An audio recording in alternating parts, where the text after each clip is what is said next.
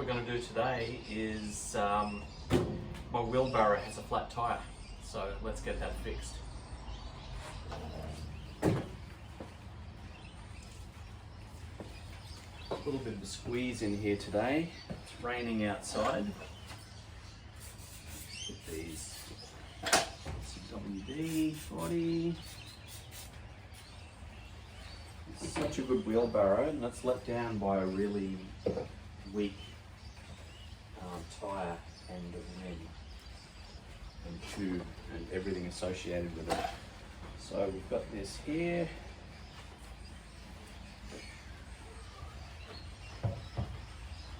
So it's got a good width. A lot more done on the fence. I'll do some video of that when it stops raining. I've got a temporary couple of gates on there. They're temporary farm gates. They'll be on there for a while because I want to make some nice timber gates, but they will actually take quite a while. It will take almost as long as it does to do the fence.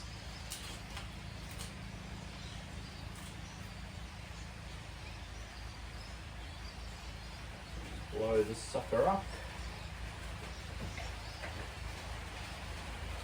One of the many things that I've done in the past is I used to be a tyre fitter. So I worked out once, and I reckon I've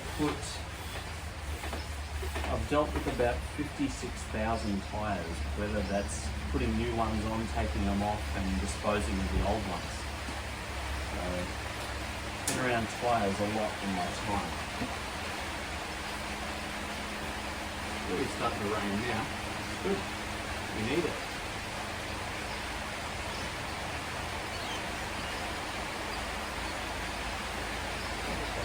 Side. So it has a bit of shape to it.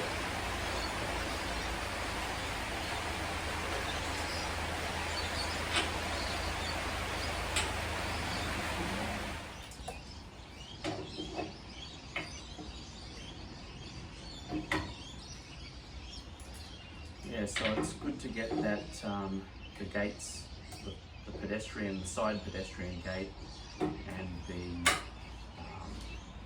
car gate on.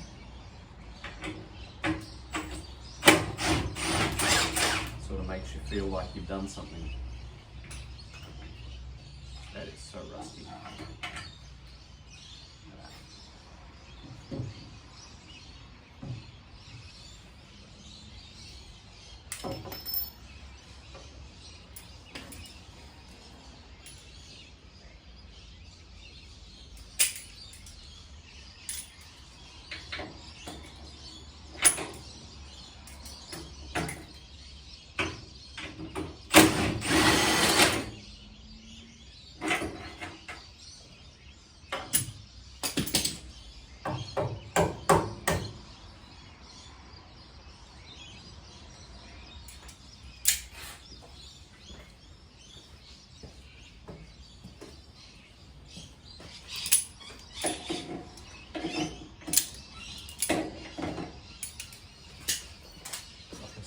We're a bit crowded in here today. It's really good to have a wheelbarrow, not only for wheelbarrow type things, but for just lugging tools around. I had all the tools in my Saab the other day, right up the front, which was really good. I want to try to keep that car a bit good, so having it full of jackhammers and drills and dirty things is kind of not what I want to do with that.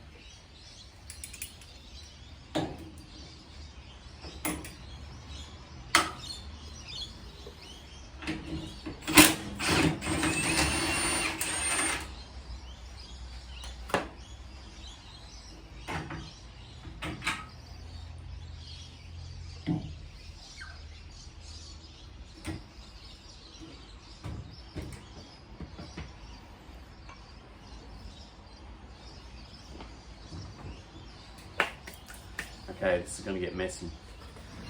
So you can see we've got the farm gate on. We've got some of the side. Just want to do this bit to connect to the house, and then obviously the front.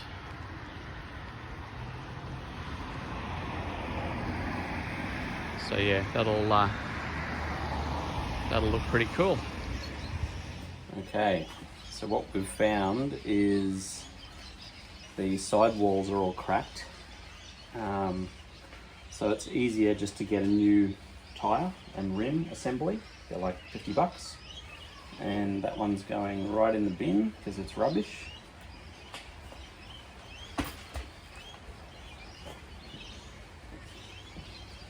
Oh, that looks so much better too. The other one used to just get all of the ribs just full of gunk. So this looks cool. I was kind of thinking of doing this, but that cemented the decision.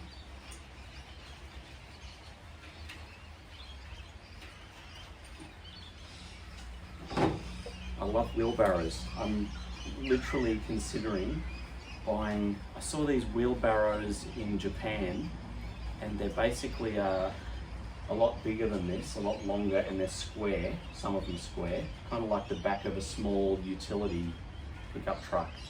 And they've got tank tracks on the bottom and a Honda motor on the back, like a 200cc motor, and they can haul like 500 kilos. And that'd be great in my yard because I've got a slope here. The wheelbarrow is fine for going up and down the driveway, when you've got a fair bit of stuff in it, but I'm thinking of doing a lot of landscaping here in the future, and man, that'll be a game changer. So I saw a few on Alibaba from China, and they range from about $900 to about $1,500, and you can spend, whatever you want to spend on them, up to like $5,000, So we shall see. We shall see that.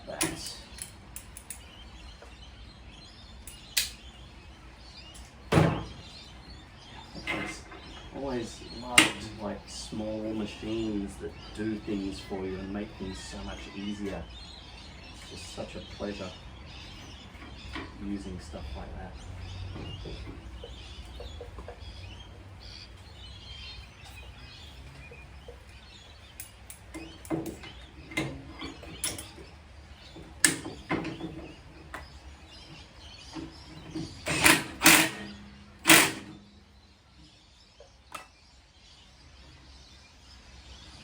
Luckily, my local hardware store is just about 90 seconds drive around the corner if you time the traffic lights right.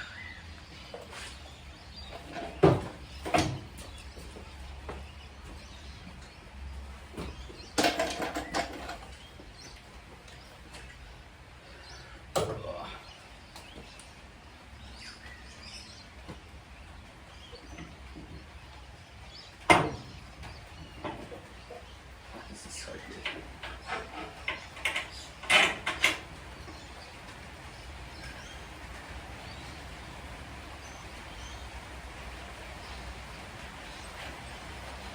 After I finish this fence, I probably won't have need for shovels for a while, and my shovels are absolutely trashed. So I want to make them last. I want to make them last me out. So I'm going to refurbish them and make the handles nice again. They're just getting a bit splintery.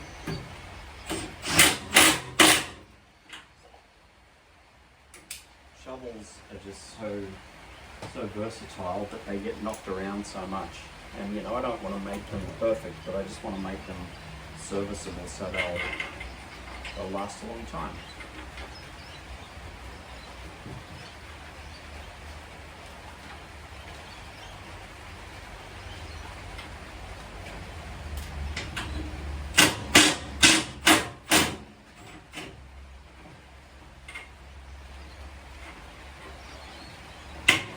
I've been watching a lot of Japanese channels on small, not small farming, but just small acreages. And it would just be so good to have something like that here, not so much Japan. Because the problem is, it costs so much to get rid of all of the trash left behind. Because what happens in Japan is that, what I believe I've heard, is families tend to move to the city from the country because the money is in the city, and they don't want to move back to the country. So a lot of farms and properties in the rural areas just sit idle, and they just accumulate junk over the years, and it's really expensive and a hassle over there to get rid of all of the debris and the junk. It's not like just taking, you know, a few ute loads of stuff to the tip here every few months. It's, you know, they might go to the tip 50 or 60 times. So, and they've got to sort everything into, you know, the same type of thing. It'd do my head in.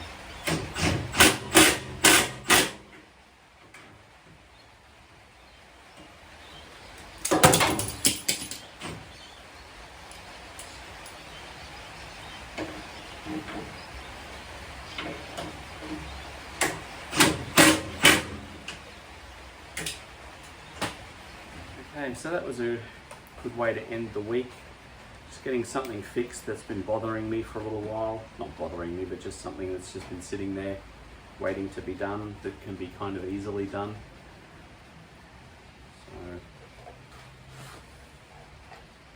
So these sockets I've probably had for about, I reckon about 10 years now. I bought them for myself for like Father's Day.